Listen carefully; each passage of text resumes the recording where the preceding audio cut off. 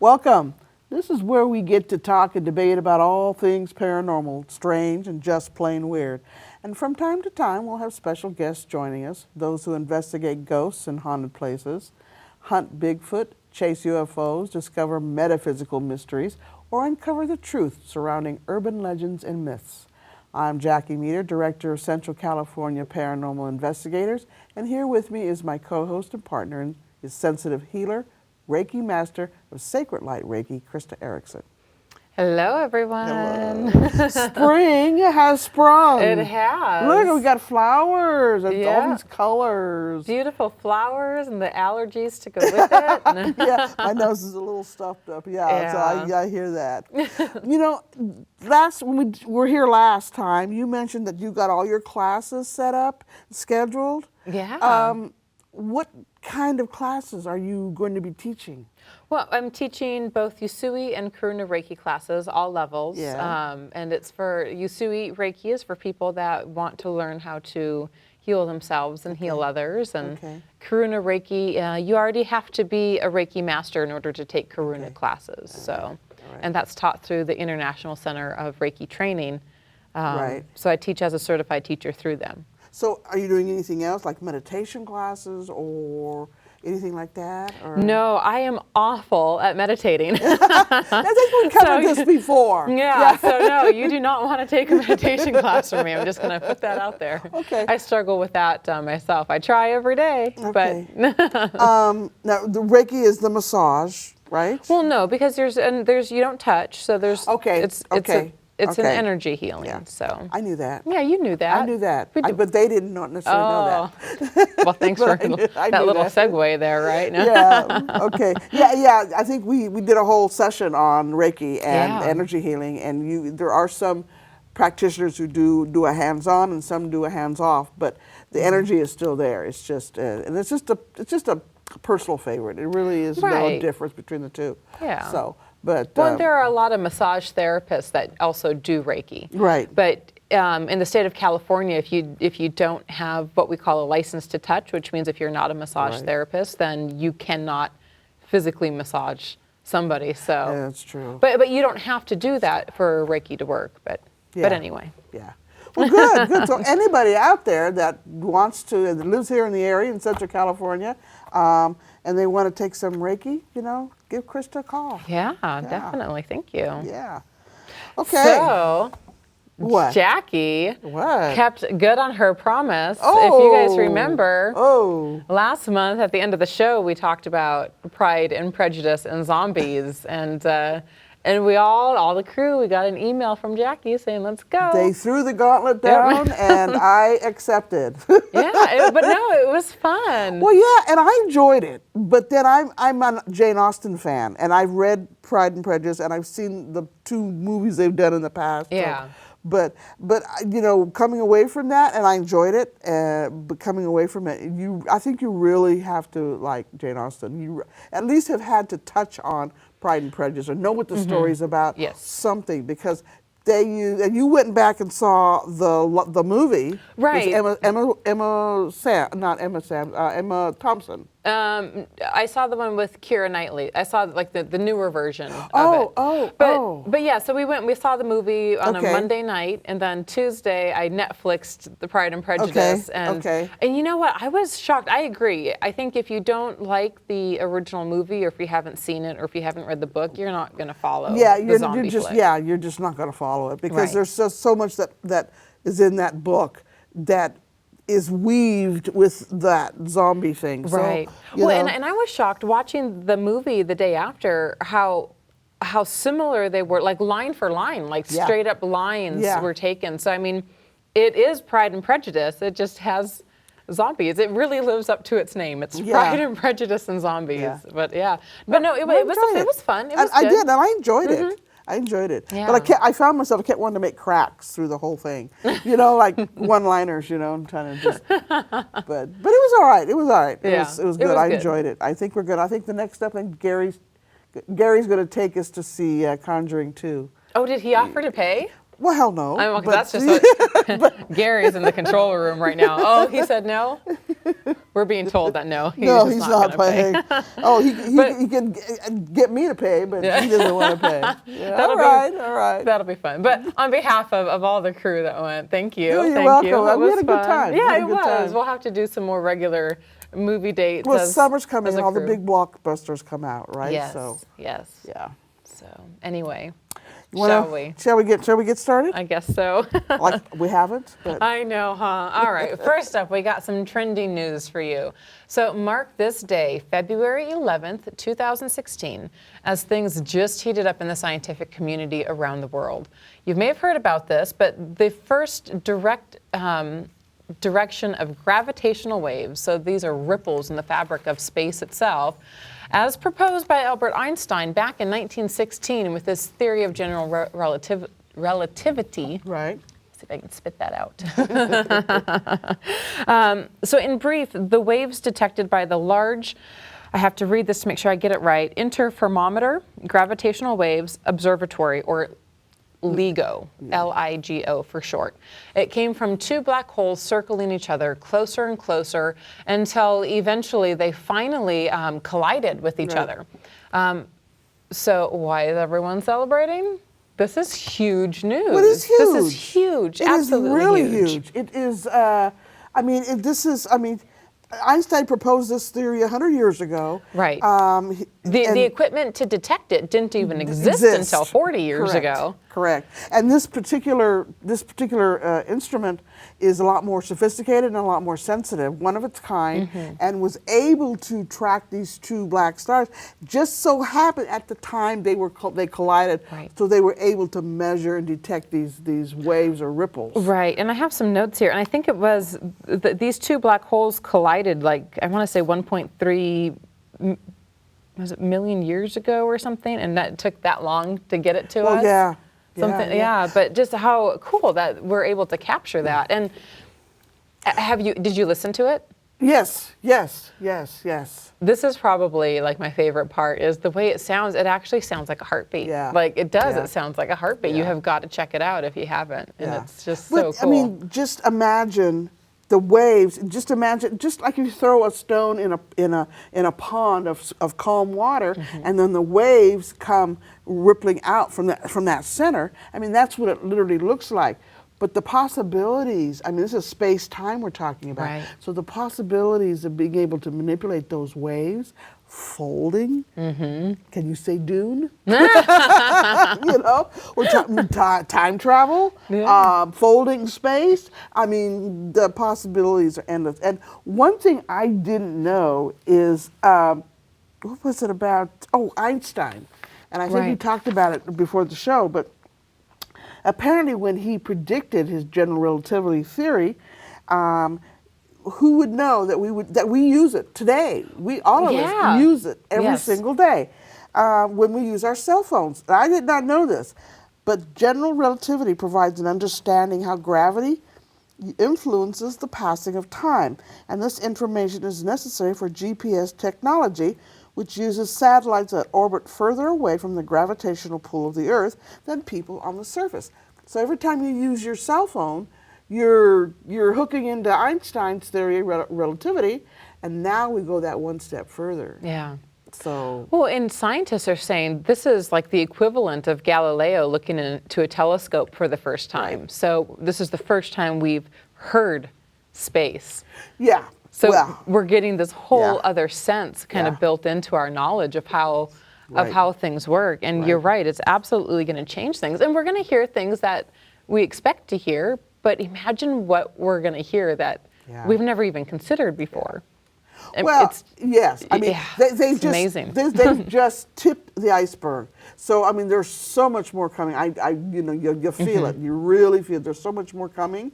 And this is just the tip of the iceberg, and we're going to be having probably a lot more questions, and probably hopefully get some answers. But well, and I'm looking at some of my notes here, and the LIGO, so that observatory, they're saying that by being able to combine the information that we learn from the wavelengths of light, which we've been able to do for a while now, and combining that with the sound of it, it's going to give us a more complete picture than we've ever had before of the universe and how it works and how it operates. And it's oh yeah, and it's like I would love to read part of the quote here, because I just think that this sums it up so well, if that's all right. All right, so this is actually from Lego, and it says, when we look back on the era of the Renaissance and we ask ourselves, what did the humans of that era give to us that's important to us today? I think we would all agree that it's great art, great architecture, and great music, he said. Similarly, when our descendants look back on this era, and they ask themselves what great things came to us, I believe that there will be an understanding of the fundamental laws of the universe and an understanding of what those laws do in the universe and an exploration of the universe. I mean, that right there says it all. So and that's how big this new technology is, that it's going to completely change the scientific community. Yeah, I think it is too. I think it is too. And there's going to be more stuff coming. I know. Like I said, I firmly believe time travel. I believe, even Einstein said all that's possible. Right. All that's possible. Right. Oh, it's so exciting. Right. That's what's trending. Yes. But not trending now, but it should be. So here's the thing. While we're celebrating here on Earth about new discoveries in the universe, something else is going on that I'm finding rather alarming. Inuit elders say the Earth has shifted, tilted, or as they put it, wobbled to the north, and they all agree their sky has changed. They say it is becoming increasingly hard to predict the weather, something that is a must in the Arctic. The Inuits are indigenous people that inhabit the Arctic regions of Canada, the United States, and Greenland. And throughout history, their very lives have been dependent on being able to correctly forecast weather. And they are warning NASA that the world that global warming isn't the cause of what we are seeing with extreme weather, earthquakes, and other events. The elders maintain the sun doesn't rise where it used to and is higher than it used to be and warms up quicker than before. The elders who were interviewed across the north all said the same thing. Let's take a look at the video.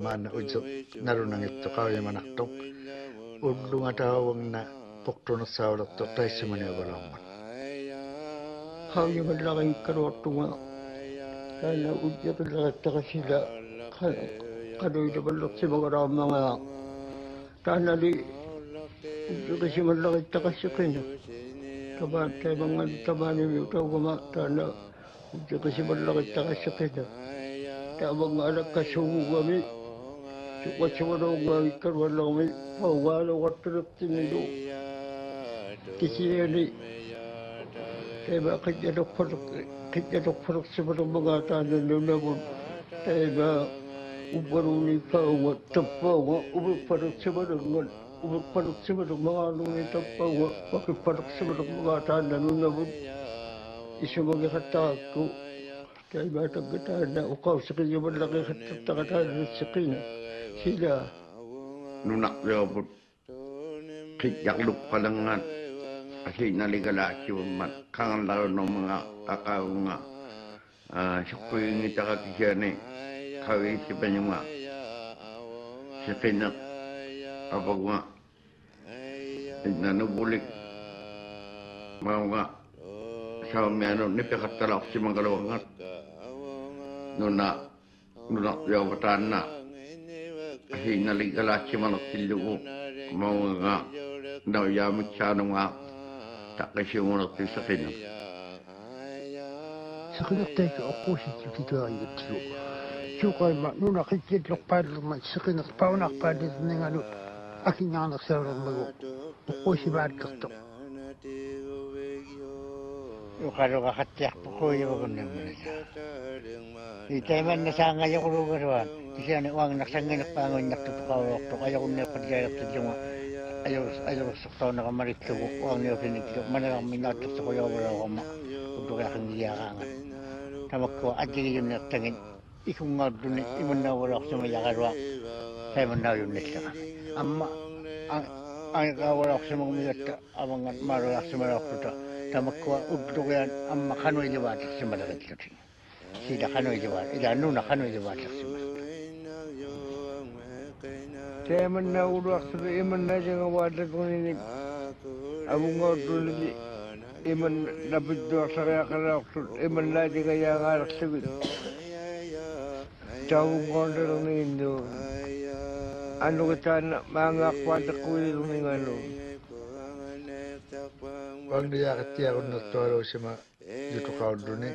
Nagkitsuyak to hayo yun ang masawa to na amalo abang sa amin natin ano kaya araw to na tayo na ano kaya yung ito araw sa may tahan na tawag nga mana ano ka sangiyo araw magayon na to na tawag nga to man na sila ko yun doon ito wang niyo aji pa do araw. That to me is more alarming.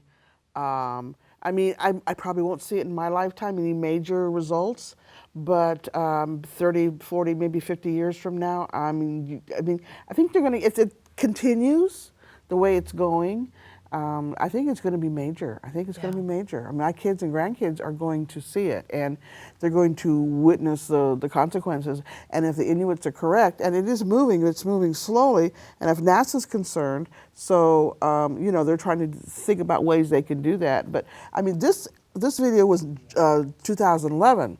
That was 5 years ago. Right. And they noticed it probably before then. Took a while to make the documentary or whatever. And, and that figured 2 years. So it's probably been going on close to 10 years already.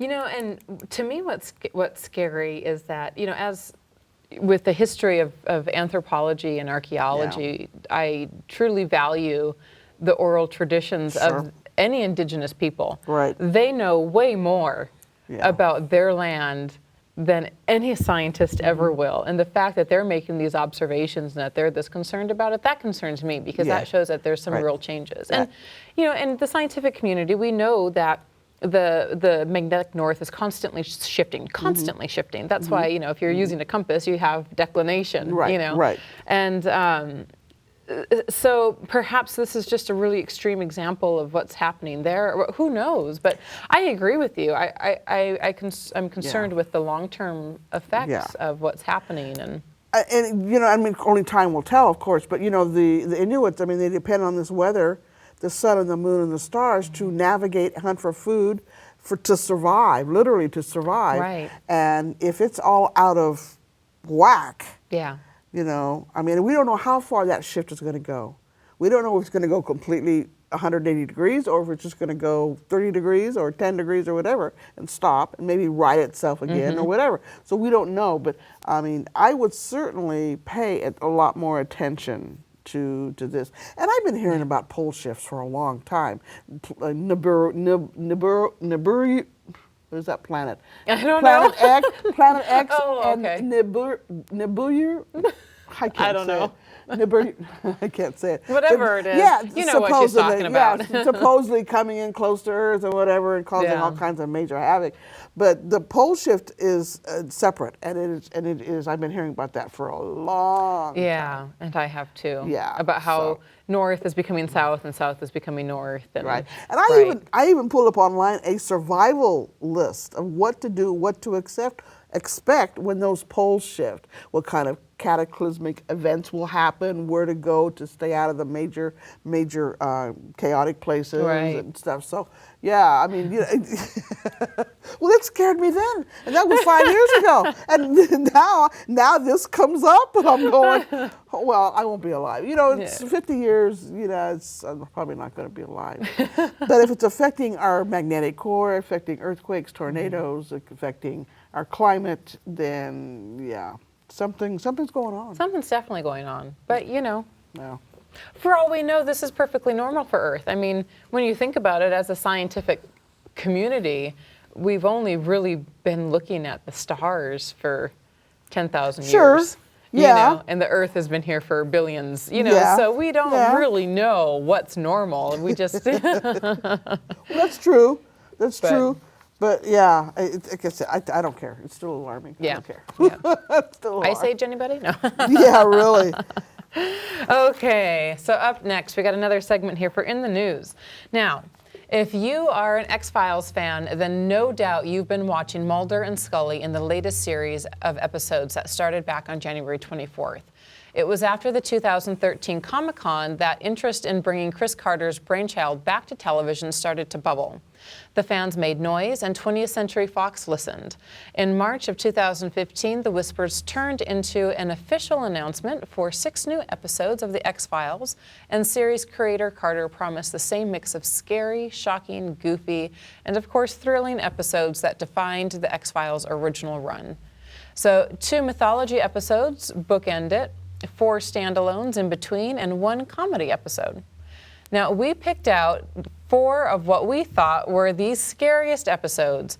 No aliens, no monsters, or excuse me, no aliens, but just monsters and psychotics and things that go bump in the night. Because we like things that go bump in the night. All right. So, First up, drum roll. y'all remember this one? Home. This one was scary. Yeah. It wasn't as bad as some of the others, but which one was called? Home? Yes, this was season 4, episode 2, and this has long been considered one of the darkest, most intense hours of any show on television. Home shares the same theme as the Texas Chainsaw Massacre and The Hills Have Eye, which was one of the creepiest movies I've ever seen. Mulder and Scully discover the Peacock family, which are 3 deformed brothers who have been inbreeding with their mother. A quadruple amputee who they keep in a box under the bed. I mean, yeah, you gotta get creepier than that. You gotta keep your mother under the bed. Home was the first episode of The X-Files to come with a viewer discretion warning. And, interesting fact, it was so violent that after the initial airing, Fox never aired the episode again, although it did rerun on other cable networks. You're right, so right. That was our first one. Number 2. This one for me was the scariest. There were 2 episodes, but this one for me, Mr. Toombs. Yeah, Squeeze and Tomb. So this was season 1, episode 3, and season 1, episode 21. So they were separated, but they definitely go together because it was really Eugene Victor Toombs, who was played by Doug Hutchinson, who makes these episodes so scary. Now, Toombs is a genetic mutant who can stretch and squeeze himself to fit through tight spaces. And he is frequently found hiding in pipes and air vents so that he can sneak up on people, kill them, and eat their livers. I wonder if he had onions with those. But this has allowed him to remain young and flexible for the better part of a century. So, yeah, these were the Toombs 2 episodes. These were scary. Yeah. Now, Doug Hutchison, if any of you remember, he played in the Green Mile, and he played the one they all picked on, the bully. Yeah. Okay. Yep. So, I mean, he was scary. He was awful in that. I mean, the character was awful in that. Yeah. But he played this Toombs personality. I mean, it was perfect for him. He did a very good job because it was creepy. It was really creepy. It was. Yeah. Okay, so the next one would be The Host. This was season 2, episode 2, and the character Fluky is still one of the most hideous television monsters that I have ever seen. Thought to be a hybrid of man and a fluke worm, thanks to radioactive sludge from Chernobyl, Fluky moves through the sewers and attacks humans in the hopes of using them as a host for his parasitic offspring. Ew. That was just the creep factor. I mean, it was one of the best, I think, monsters I've seen in a long time. Yeah, it was. Fluky was They did creepy. a really good job on his makeup and special effects. Yeah. And last but not least, to round up our top 5 pick was Die Verletz. I think I said that correctly. Yeah, that looks right. So this was season 2, episode 14, and this episode has it all. Wannabe devil worshippers, real devil worshippers, details of recovered memory syndrome, and of course, satanic panic. a pig fetus that moves during its dissection, ritualistic murder, a python that swallows a man whole, which is like one of my worst nightmares, and a well-placed storm. So this is seriously an entire horror film jammed into 42 minutes. Oh, yeah. This was something else. Like yeah. So these are our top 5. This is our recommendation to you. If you're not already a fan of X-Files and you're late to jump on that bandwagon, go and find these 5 episodes and you will be hooked because they are the best of it. They are the best, I think, of X-Files so far. I mean, that's my opinion. I'm sure other people like other episodes, but oh, of course, these were. Well, let us know. Let us know what your favorite episodes were. I'd love to hear what everyone else thinks. Yeah. Shoot us a message on Facebook or email. Did we talk about the new show? We talk about the new show, right? A little bit. So I haven't started watching the new X-Files. Have you? Yeah. I'm up okay, to, don't spoil it for me, but let me know how's it going. It's going fine. I'm trying to think, where do we... Okay, we go. The new show is... I've been watching. There's 6 episodes, but I was always curious as to why there was only 6. Mm-hmm. I mean, why not just do a full 13-week session, right? Yeah, I wondered that myself. Like, why such a short run? 6? Well, apparently, according to Chris Carter, who was his brainchild, right. He was all. They were supposed to do 10 originally, and then because of schedules, they pushed it to 8, and then pushed it to 6. He said, so that seemed to be the magic number where everybody didn't interfere with other people's schedules and stuff. But he's hoping that Fox will come back and say, yeah, we want more. But I've enjoyed the episodes. There was one really quirky one, a comedy one that really... they said that one of them was going to be comedy. I kind of... Oh. Yeah. Johnny's in the control room asking if it was Lizard Man. No. But it was kind of quirky, and I admit I must have walked away from the TV at the time when I really needed to pay attention because at the end I didn't understand the ending. But I have to go back and look at it again. But was it Lizard Man? You know what? I'm not telling you. No, you just told me not to tell you. Remember we did the story on Lizard Man. Yes, I'm not telling you. That was pretty quirky. You just told me not to tell you anything because you haven't seen them yet. I know. Don't ruin it. Don't ruin it. Spoilers. But yeah, I'm looking forward to the finale. I think it's coming up soon, and hopefully they'll have more episodes. Yeah. Well, I've enjoyed them. It's going to depend on, I haven't followed the viewership numbers. I don't know how many people are watching it or if it's, but yeah, it'd be great to see it back. I was never a real diehard fan. It was always kind of one of those, if I caught it, I caught it. Oh. Saw it more on rerun than I did on original air dates, but but I don't do a whole lot of TV anyway. Yeah, so. right. Yeah, I like shows like this. Yeah. But I'm not a big sitcom person. No. Okay. We're moving on Next here. step. A woman tries to come to terms with the death of her child at the funeral in a video clip that has gone viral and sparked a debate online, with some speculating there is something hidden, some paranormal meaning. And all thanks to this balloon, which appears to offer her a message of comfort from beyond the grave. At first, the balloon floats away from a small white coffin, which is sitting on an altar. It slowly floats over to the woman who is crying while sitting down. The balloon then suddenly stops and appears to be attracted to her. Take a look. We've got that video clip here.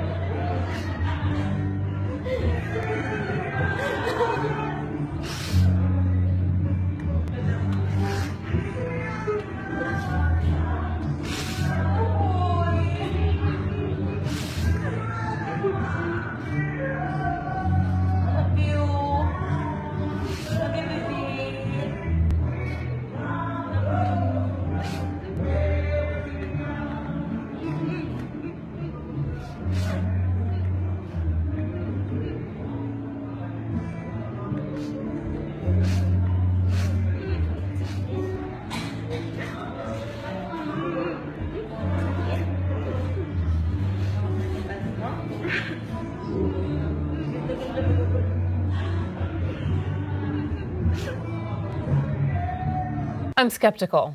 Well, I am too, especially with the string. We only saw 2 other balloons in the clip, and they were both up against the wall, and they weren't moving. There was Right. no vibration, no moving, and so there was no air current. And this one moves, and then as it gets closer to her, there's a string hanging down, and she grabs the string with her left hand, Right. and then it bobs behind her, and it looks like it's trying to take off, but it looks like she's got that string still, and she lets go. The balloon comes around, and she grabs the string again. So, And you're right. It looked like, so she definitely grabbed it, and then it looked like as the balloon kind of went behind her, that maybe the string was kind of stuck in her back, and that kind of kept the balloon bobbing there. Right. And then at some point she reaches over this shoulder to grab it. But yeah. Yeah, and I'm skeptical too. But I think too, and the main thing we need to consider is that if she believed that that was her spirit of her son, then that's all that matters. Then it's really, and it comforted her. Then really, I guess that's what matters. You're right. Yeah. But I mean, we need to know. I mean, we need to not label it ghost child comforts his mother. Right. I mean, that's just Well, yeah, and I have so many questions. Obviously, it's a helium balloon, and all the 2 other balloons that we saw, they weren't sagging, they were floating up high. So if the balloon was just floating, why wouldn't it have immediately gone up to the ceiling? Well, as it loses helium, it lowers. Right, that's what So I'm saying. it could have been the other 2 balloons, they didn't look like they were sagging. And you would assume that all those balloons were blown up at the same time. They were head high. They were stuck on the wall. They were against the wall. Well, So- they weren't like tied to the wall. No, though. no. So No, they were against the wall. Yeah. But they weren't. I mean, we don't know how long the balloons had been there. I mean, after so Right. much time, they. But that's what I'm saying. Is that the lose. other 2 balloons looked like they were floating perfectly fine, like they Yeah. were at full strength But on they helium. weren't moving. They weren't moving. No, and that's true too. Yeah. Why was it just that one? Yeah. If there was no airflow, so there's a lot of questions. Yeah. But- yeah. And but it's cell phone interesting. cameras, I don't do anyway. I mean, I don't trust them. Yeah. So there's that throws a yellow flag up for me right away. Well, and plus, automatically. in the video, you never see the floor. Correct. So Correct. that's another part of me that says, You don't see the end of that string. Where's the end of the string? Right. Is it stuck on somebody's shoe? I mean, who knows? I mean, we didn't see anybody else walking, but it would have been nice if whoever was filming it, if they had actually taken a step back so that we could really see the whole picture of what was going on. Oh, maybe there was a reason they didn't. Well, exactly. But anyway, yeah, that's the one that's going viral, and everybody's all chiming in and speculating and arguing, and I think ours is inconclusive. We've decided that we don't know whether it's real or not. There's just not enough information taken with a cell camera. Too many yellow flags. Yep, too many. All right, up next, we have a segment called Did You Know? This one is fun. I love this. I figured you'd like this one. I know. So green ball gowns tinted with arsenic, top hats made of mercury, flammable crinoline. These are just some of the lethal fashions covered in the book published last November titled Fashion Victims, The Dangers of Dress Past and Present by Allison Matthews David, which details the history of death by clothing, which is just so fun. So from insidious murder weapons to blaze-igniting crinolines, clothing has been the cause of death and disease and madness throughout history, by accident and by design. So clothing is designed to protect, to shield, and to comfort us, yet lurking amongst seemingly innocuous garments, we find hats laced with mercury, frocks laden with arsenic, and literally drop-dead gorgeous gowns. So focusing on the mid-1700s to the 1930s, the book is an astonishing and sometimes gory account of the ways in which clothing has killed, either by accident or design, or through treacherous manufacturing practices. So this dark history is presented alongside a series of illustrations from the era, which show just how dangerous dressing can be. So here are a few images from this fascinating and lavishly illustrated book. So this first one is a cartoon depicting the diseases of typhoid fever and consumption that a trailing skirt can collect as death hovers close by. So I'm not sure I understand this one. I mean, does that mean that it collects on the bottom of the skirt, right. and then you yeah, absolutely, yeah. I mean, because when you think about it, when typhoid fever and consumption were rampant, there was no sanitary conditions pretty much whatsoever. I mean, people literally threw their piss pots in the street. And so there's disease everywhere. So, and here you got these ladies wearing these long gowns that are touching all of this disease-ridden garbage and trash on the ground. And then you go home, you take the dress off. Well, typhoid fever, isn't that... Tell me about typhoid fever. I don't know enough about typhoid fever. I thought it was about, well, I don't know. No, it's still contagious, though, and that's all that matters. If it's contagious, then you can catch it from your clothing.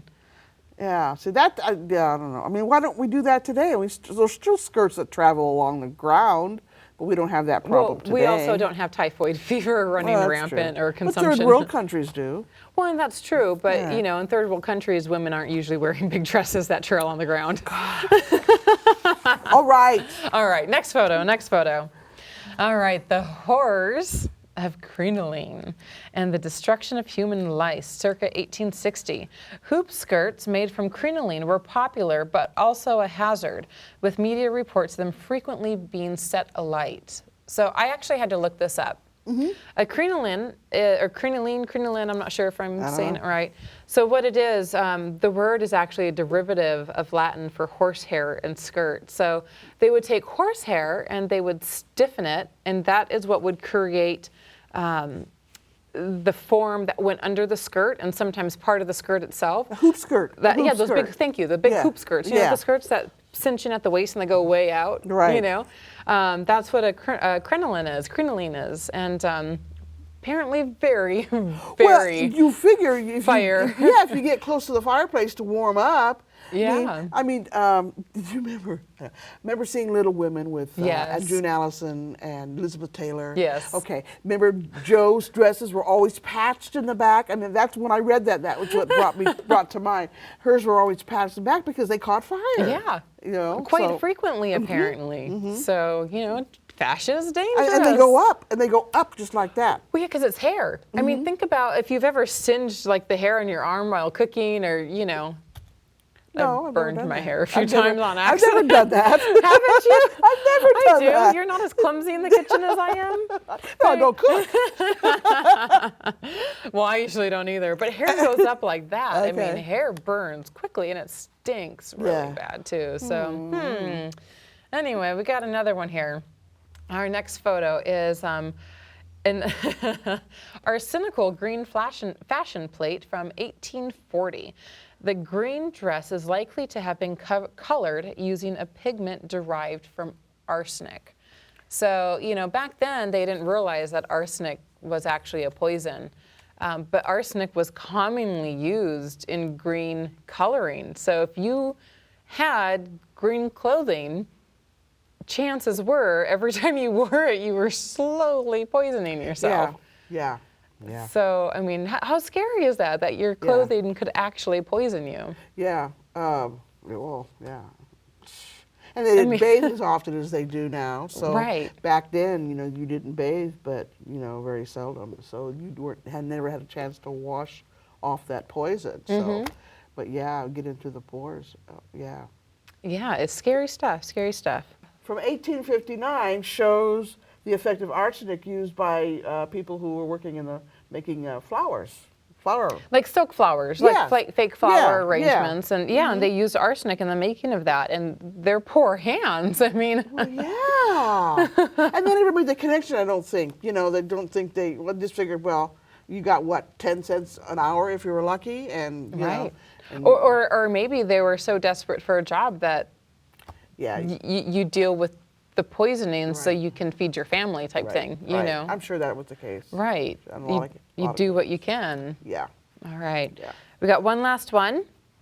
This next one is called the Mad Hatter Syndrome disease, and it seems the use of mercury in hat making persisted for over 200 years because it was not seen as a threat to the wearer, despite the damage that it caused to the workers who actually produced the hats. Effects of chronic occupational exposure to mercury include mental confusion, emotional disturbances, and even muscular weakness.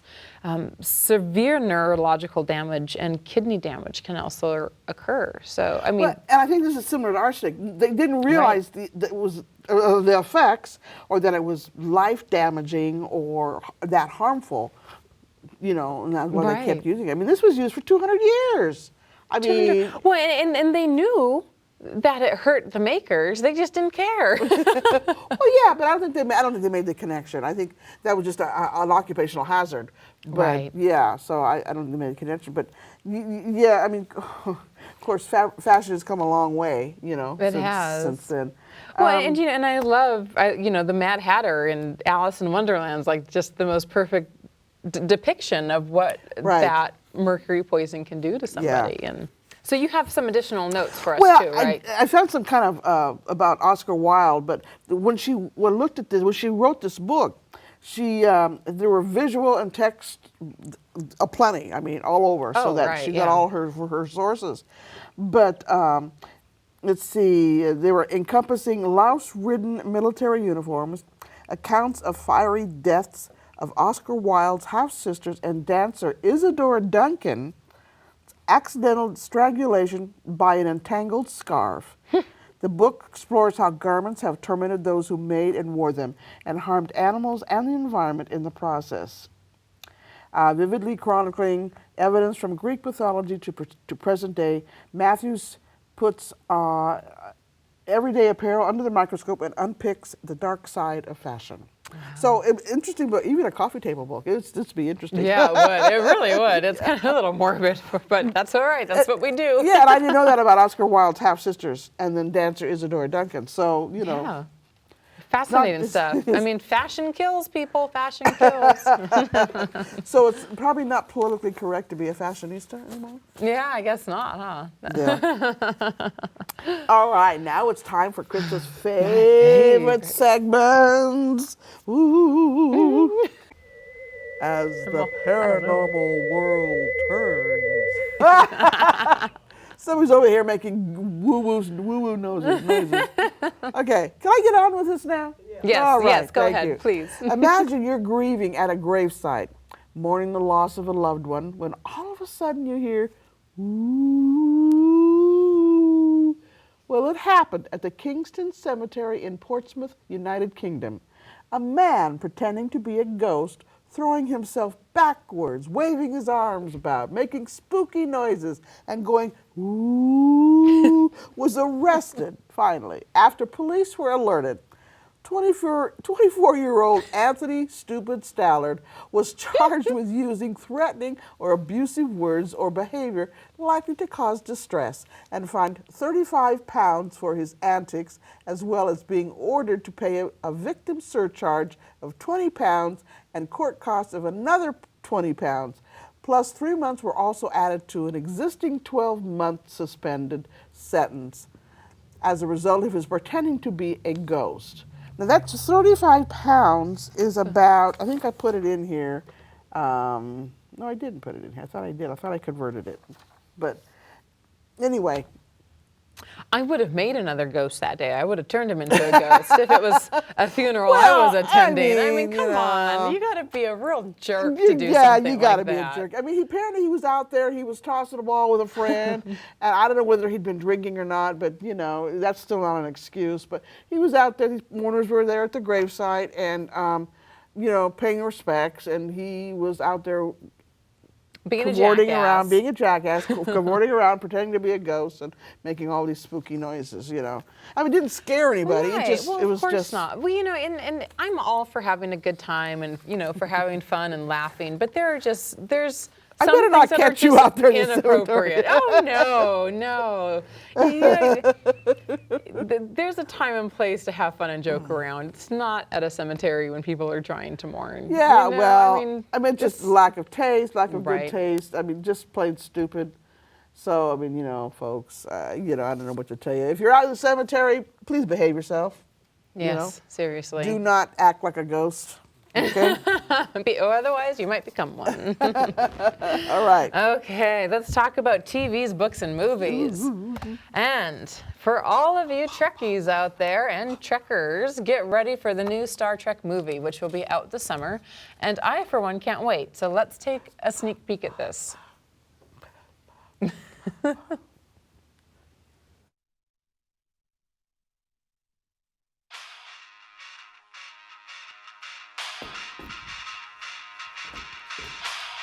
Is that music? It's a good choice.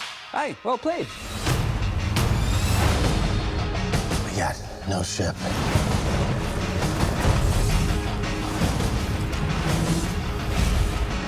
No crew.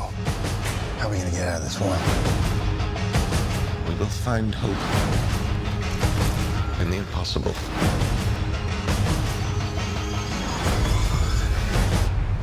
Well, at least I won't die alone.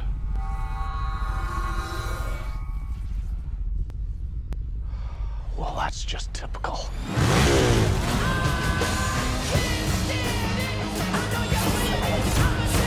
Let's hope this doesn't get messy. This is where it begins, Captain. This is where the frontier pushes back. What the hell is this? I know why you're here. Why we are all here.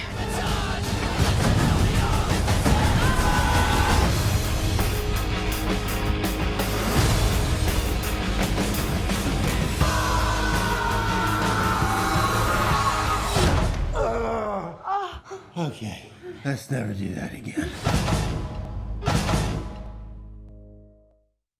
I think that just looks great. It I does. love these movies. I do too. I just- do too. And I saw him on an interview on TV the other day, and he was talking about this, and he said they had so much fun. Oh, they I just can had a lot of fun. only Just- imagine. Oh, you saw the gag reel we had last month or the month before, but we had a gag reel. So Yeah. it was fun. It was they're a lot of fun. They're a lot of fun. And you know what? The best part is if that's not enough, CBS is actually going to launch a new Star Trek series with Brian Fuller and Alex Kurtzman as co-executive producers. Fuller, who's a longtime sci-fi fan, began his career writing for Star Trek Voyager and Star Trek Deep Space Nine, and is very excited on this reboot of the sci-fi classic. Now, Fuller promises not only to bring Star Trek back to television, but also return it to its roots, exploring strange new worlds, introducing new characters and civilizations, and with fellow alum Kurtzman going where no Star Trek series has gone before. And that's the good news. There is bad news. What's the bad news? The bad news is they're going to show they're going to air it on CBS, the first episode, and then they're going to have then they're going to move it to an all-access digital channel, which you have to subscribe to for any remaining episodes. Really? Yeah, which Really? is really, Those jerks. Yeah. Yeah. So you won't be able to watch it unless you subscribe to it, which is really bad. I think it's a killer. I think it'll kill the series. I don't think people will do that. I know maybe some diehard fans of Star Trek will do that. Right. But I don't think a lot of people will tune in. And I think it's a really bad. That's a shame because I was looking forward to it. You know, I grew up watching Star Trek, The Next Generation. I totally went blank there for a second. And I loved that series. I never got into Voyager or into Deep Space Nine a whole lot, but I love the whole idea of it. And that really is a bummer that they're going to be putting it online. Yeah, it's something new. Nobody's ever done it before. They aired that first. And we talked about this recently on a show, how we expected to see more and more shows doing this online, and here it is. But not air the first one on broadcast What a it and then tease. go to a subscription service. What a like tease. Netflix and all those other ones, you know, you Yeah. can get all that. But they're all their new shows are strictly on Netflix. Right. They don't air it like a teaser, and then if you want to watch more, you have to go and scroll. Now, I don't know, does it cost money to subscribe? I would imagine so. I have no idea, to be honest with Because you. I don't subscribe to any of those. But I would assume it has something to do with money, making money, Yeah. watching them. So, yeah. Well, it better be one darn good first episode. That's all I have to say. Yeah, well. if they expect to get people to go over to You another know, I'll wait till it platform. comes out on DVD and then I'll buy it. Right, in a year or two. Yeah. I'd rather put my money there than pay these jerks who trying to, I don't know. Well, get me started. I will. Just don't get me started. Let's not get her started. All right. Let's not get me started. Let's move on. Okay, so if you haven't heard, Harry Potter and the Cursed Child is coming out, right? So this is actually the 8th story, which tells the story of Harry's youngest son and takes place 19 years after the Deathly Hallows Part 2. Now, we all know that the latest installment in the Potter series is actually going to be a play that's hitting a London stage in mid-2016. I don't think they have quite a date set yet. Yeah. But of course, the trouble is getting to London to see this production isn't entirely realistic. Even if you can afford a flight and hotel in Big Ben's backyard, the wait for tickets is probably going to be insane. So what's a Potter fan to do? Well, fret not, because Mama Rowling's got your back. While everyone was excited about the play, some people are wanting something a little more, and guess what? The script for the play is actually going to go on sale July 31st, which just so happens to coincide with the birthdays of both Rowling and Harry Potter himself. Right. So I think that is just so cool that she's actually going to publish the play. So it's going to read different from the books, because this is going to be It'll be a script. This isn't it's a script. It's not a book. It's a script, and I think that might throw a lot of people off. Yeah. But I'm excited. I think that's really cool. I imagine they'll probably make another movie out of it. So I'll wait for the movie. I would hope so. I'll wait for the movie. Well, and I think it's good too, because I think, you had these kids that are Harry Potter fan. You're going to be introducing them to a whole new genre. That's right. I mean, because reading a script, reading a play, is so different. It's very different. Very different. And it might open the world of acting in place for a lot of kids. You never know. And it would be a collector's item. I mean, so it would. Well, is it going to be? I don't think it's going to be a limited edition, though, is it? No, but eventually they'll go out of print. Well, I mean, so yeah. Well, and that depends. Especially if you get the first edition. Well, that's true. Yeah, that's definitely true. Yeah. So be on the lookout, July 31st, and get your copy. I'm excited. I love the books. I do. Oh yeah, I do too. I've seen all the movies, and I can't wait. Can't wait. Okay. We're up to announcements. All right. The 5th Oregon Ghost Conference will take place April 1st through 3rd, 2016 at the Seaside Civic and Convention Center. The Oregon Ghost Conference includes guest speakers from all over the Pacific, Northwest, and the western part of the United States. In addition, the conference will include tours, vendor area classes, meet and greet events, after parties, and more. Do not miss the great event. Tickets will be available at www.oregonghostconference.com. Our friend Nicole's going to be there. Nicole Strickland? Yeah. The Queen Mary? Yeah, she will be there. Okay. Yeah, so as one of the speakers, yes, right? Yes, as one of the speakers. Yeah, so in fact, that's how I got the notice, was that she was going to be on. Very cool. Yeah. That'll be interesting. Worth going just to see her. So. Well, yeah. So if you live up there in Oregon or can get there, go check it out. I think that's April 1st through the 3rd. Okay. Where are you all going to be come April 22nd through the 24th? Well, it better be Virginia City, Nevada. It's a lovely place that time of year, and you're not going to want to miss the Paracon put on by Doug Carnahan. Check it out at www.vcparacon.com. And it's always good to get there and go to one of Doug's Paracons, because they're good. Yes, they are. And that brings me, I just read an article, it was on Facebook. Apparently it's the hosts who put on the Mineral Wells Paracon, okay. I guess they didn't pay their speakers and didn't pay their hotel bill. And I guess they're trying to file for bankruptcy to get out of having to pay. Oh. Which, if that's the case, that's considered fraud. And right. Then they wouldn't be eligible to file bankruptcy. But yeah. So that's actually a black mark on the rest of us. Yeah. So when another hotel, now they're going to want to make sure they get paid money up front before. Which, in actuality, when you put on a conference, don't rely on your sales, your ticket sales, because absolutely, because you got to have that money up front. You got to have that money up front. You got to have like a budget, and you got to have that money up front. You got $5,000 or $10,000. You got to have that money up front. So yeah, and I agree. I mean, you can't count on ticket sales for anything if you're not willing to put the money down for. Even if nobody shows up, you got to be willing to spend that money if you want to do it. So yeah. Anyway. Okay, the last one hear. I've got here is June 24th through the 26th of 2016. Marks the 20th anniversary of America's Haunted Conference in Alton, Illinois.